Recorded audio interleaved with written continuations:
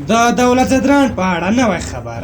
ګرانو لیدونکو السلام علیکم. د مطلب له شریکېدو وړاندې چینل حتما سبسکرایب کړئ. بدبختانه به ووایو چې زموږ یو شمېر اتلان تر اوسه پورې هېواد ته خپل کورونه نه دي راوړي، چې په هغوی کې شهزاد محمدي، رحمت شاه زرمتی، دولت زدران او د اصغر افغان نیمایي کورنۍ شامله ده. خو دا چې اصغر افغان د هېواد دننه اوسېږي مشکل نشته.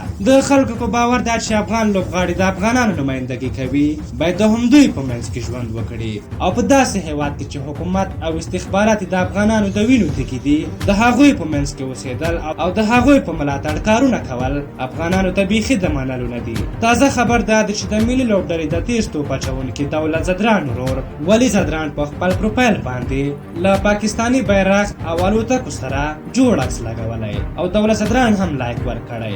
د یادولو ده چې د دولت زدران ټوله کورنۍ په پنجاب کې اوسېږي.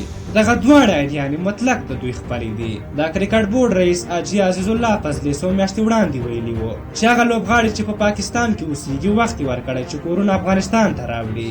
هغه د دولت زدران په اړه وویل چې شخصي ستونزو له کبله افغانستان ته نشي راتلی، خو په وینا چې د مخالف لوري ضمانت اخیستی چې دولت زدران ته بستنه وایي، او په وینا د کابل سلیم کاروان کې ورته ځای برابر کړی. خو له څو میاشتو تېرېدو وروسته هم داسې څه ونه شول. بل خبر دا دی چې ملي تجار اعتبار خان زدران ویلي چې دولت زدران د هېواد ته راشي تیار کور ورته اخلم.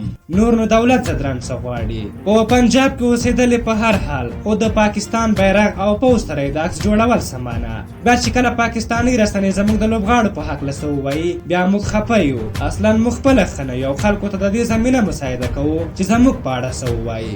اتل دولت زدران زموږ اتل ده او تل به وي. له دولت زدران نه هیله لرو چې نور دغه کار پرېږدي او د هېواد دننه د خپلو خلکو منځ کې دې ژوند وکړي. دوی افغانستان ته ډېر ویاړونه راوړي او موږ د ویاړونو قدرداني کوو او دوی ته زیاته مینه هم ورکوو، خو په بدل کې د هغوی په نیمګړتیاوو باندې نقد هم کوو. تاسې د دغې موضوع په هکله څه نظر لرئ؟ ستاسو په نظر هغه افغان لوبغاړي چې تر اوسه په پاکستان کې اوسېږي له هغوی سره باید څه وشي؟ خپل نظرونه مو راته په کومنټ کې ولیکئ. که زموږ دغه ویډیو مو خوښه شوې وي ضروري لایک کړئ. تر بلې ویډیو مو په لویو بخښونکي خدای سپارم. د الله په امان.